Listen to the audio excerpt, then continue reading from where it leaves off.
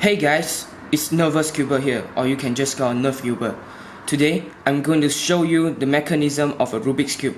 Some people, they want to solve a Rubik's Cube, but they don't know the mechanism in it. So, let's get started. So now, we have a disassembled 3x3 Rubik's Cube. Here's the core that has 6 centerpieces. And now, we have the edge piece. There's 2 faces on the edge piece. That means there's 2 colors on it. There are 12 edges. And finally, we have the corner piece. There's 3 faces on it. There are 8 corner pieces on a Rubik's Cube. So now, let's reassemble the Rubik's Cube.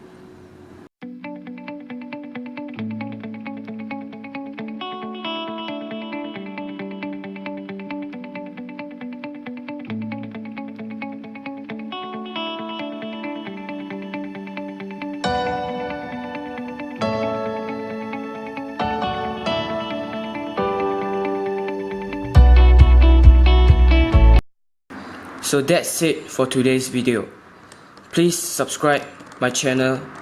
Thanks for watching, and I'll see you next time.